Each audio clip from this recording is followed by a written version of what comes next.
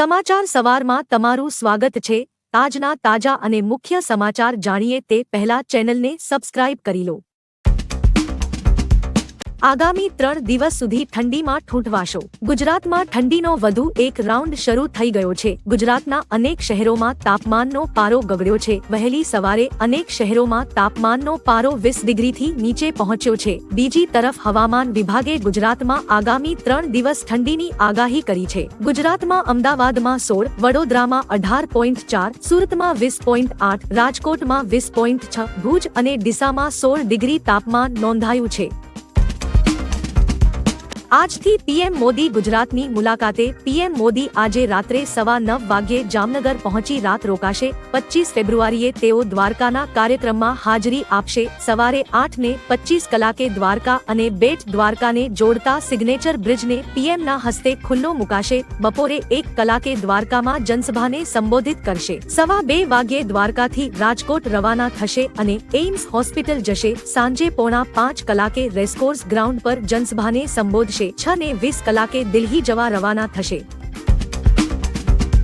ગિરનાર તંત્ર દ્વારા લેવાયો મોટો નિર્ણય। પ્લાસ્ટિક મુક્ત ગિરનાર બનાવવા અહીં બોટલમાં મળતા પાણી પર પ્રતિબંધ મૂકવામાં આવ્યો છે। પીવાના પાણી માટે ગિરનારની સીડીઓ પર વ્યવસ્થા કરવામાં આવી છે। ત્યાંનું તંત્ર ગિરનાર પર્વત પરના વેપારીઓને વોટર જગ આપી રહ્યું છે, પરંતુ પ્રવાસીઓ વોટર જગમાંથી લૂઝ પાણી પીવા તૈયાર નથી। આ નિર્ણય સામે વેપારીઓ વિરોધ કરી રહ્યા છે। આ સમસ્યાનો હલ તંત્ર કાઢે એવી વેપારીઓ અને પ્રવાસીઓ દ્વારા માંગ કરવામાં આવી હતી। સાળંગપુર દાદાને દાડમનો અન્નકૂટ। આજે મહા મહિનાની પૂનમ છે, ત્યારે સાળંગપુરમાં કષ્ટભંજન હનુમાન દાદાને દિવ્ય શણગાર કરવામાં આવ્યો છે। સાથે દાદાને દાડમનો અન્નકૂટ પણ ધરવામાં આવ્યો હતો। આજે પૂનમ અને શનિવારનો દિવસ એકસાથે પડતા લોકો દાદાના દર્શન કરી ધન્યતા અનુભવી રહ્યા છે। વેરાવળથી 350 કરોડનું ડ્રગ્સ ઝડપાયું। ગીર સોમનાથ પોલીસે ગઈકાલે રાત્રે વેરાવળ બંદર નજીકથી 350 કરોડની કિંમતનું 50 કિલો હેરોઇન ઝડપી કુલ 3 શખ્સોની ધરપકડ કરી હતી। હેરોઇનનો આટલો જંગી જથ્થો મંગાવનાર તરીકે જોડિયાના ઇશાકનું નામ ખુલ્યું છે। એસપી મનોહરસિંહ જાડેજાની બાતમીના આધારે રાત્રે વેરાવળ બંદર નજીકથી ઇકો કારમાં પસાર થયેલા આસિફ અને તેના મિત્ર અરબાઝ અનવર પમાને અટકાવી ઇકો કારની તલાશી લેતા અંદરથી હેરોઇનનો જથ્થો મળી આવ્યો હતો। જાણો સુદર્શન સેતુ વિશે। ઓખાથી બેટ દ્વારકા ટાપુને જોડતો સુદર્શન સેતુ તૈયાર થઈ ચૂક્યો છે। બેટ દ્વારકા ખાતે 978 કરોડના ખર્ચે સુદર્શન સેતુનું નિર્માણ કરાયું હતું। આ સેતુ 900 metre long central cable module પર બનાવાયો છે। સુદર્શન સેતુની લંબાઈ 2320 મીટર છે। મુલાકાતીઓ માટે ભગવદ્ ગીતાના શ્લોકો અને બ્રિજના કેબલ પર મોરપીંગની આકૃતિ પણ દોરવામાં આવી છે। આગામી 25મી ફેબ્રુઆરીએ પીએમ મોદી બ્રિજનું લોકાર્પણ કરશે। મોદીના આગમન પહેલા દ્વારકાને શણગારી। દ્વારકામાં સરકારના મંત્રીઓ હર્ષ સંઘવી, મોરુભાઈ બેરા, જામનગરના સાંસદ પૂનમબેન માડમ અને દ્વારકાના ધારાસભ્ય પબુભા માણેકે ગોમતી ઘાટ ખાતે ગોમતી આરતીમાં ભાગ લીધો હતો। દરમિયાન ગૃહમંત્રી હર્ષ સંઘવીએ કહ્યું કે પીએમ મોદી 25 ફેબ્રુઆરીએ દ્વારકામાં સુદર્શન બ્રિજનું ઉદ્ઘાટન કરવા જઈ રહ્યા છે। જેમ જન્માષ્ટમી દરમિયાન દ્વારકાને શણગારવામાં આવે છે, તેવી જ રીતે પીએમ મોદીના આગમન પહેલા લોકોએ સમગ્ર શહેરને શણગારી દીધું છે।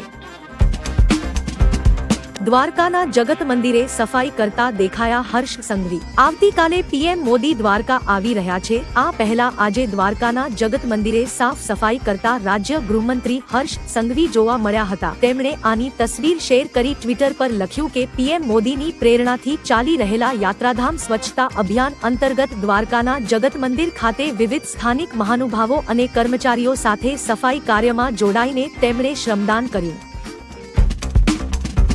નવા એક્સપ્રેસ હાઈવે પર કેટલો ટોલ ટેક્સ લાગશે? પીએમ મોદીએ તેમના ગુજરાત પ્રવાસ દરમિયાન ભારતમાલા પ્રોજેક્ટ હેઠળ દિલ્હી મુંબઈ ગ્રીન એક્સપ્રેસ વેના વડોદરાથી ભરૂચ સુધીના 85 કિમી લાંબા હાઈવેના 3 પેકેજ રાષ્ટ્રને સમર્પિત કર્યા છે, જેના પરિણામે ભરૂચથી વડોદરા વચ્ચેનું 85 કિમીનું અંતર માત્ર 45 મિનિટમાં કાપી શકાશે। ટોલ ટેક્સની વાત કરીએ તો કાર માટે 135 રૂપિયા, એલસીવી માટે 215 રૂપિયા, બસ અને ટ્રક માટે 450 રૂપિયા ટોલ ટેક્સ લેવાશે।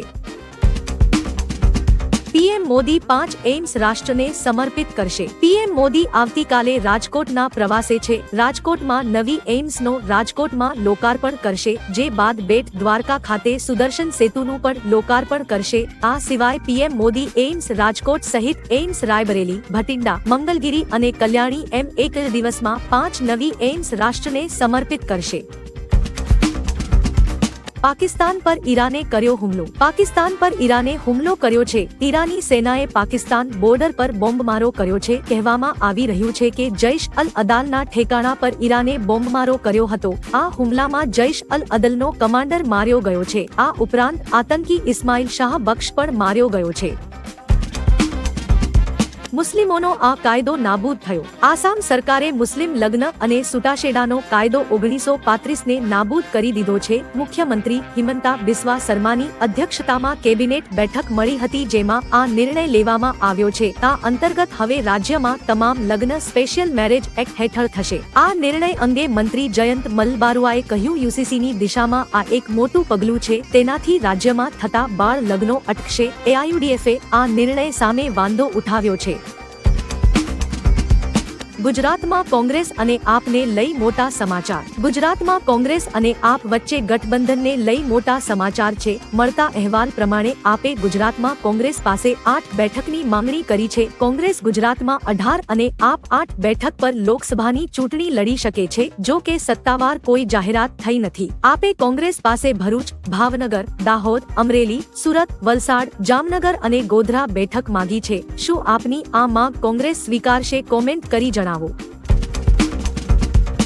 જેલ ભજીયા હાઉસને મળશે નવો લુક। અમદાવાદમાં આવેલા જેલ ભજીયા હાઉસને નવો હેરિટેજ લુક આપવામાં આવશે। તેની પાછળ 2.40 કરોડ રૂપિયાથી વધુનો ખર્ચ કરવામાં આવશે। હવે 3 માળનું અદ્યતન જેલ ભજીયા હાઉસ જોવા મળશે। જેલર, કેદીઓ અને જેલની અંદરના માહોલની થીમ પર તેને તૈયાર કરાશે। અહીં સ્પેશિયલ ગાંધી થાળી પણ મળી રહેશે। જણાવી દઈએ કે આ જેલ ભજીયા હાઉસ અમદાવાદના આરટીઓ ખાતે કેદીઓ ચલાવે છે।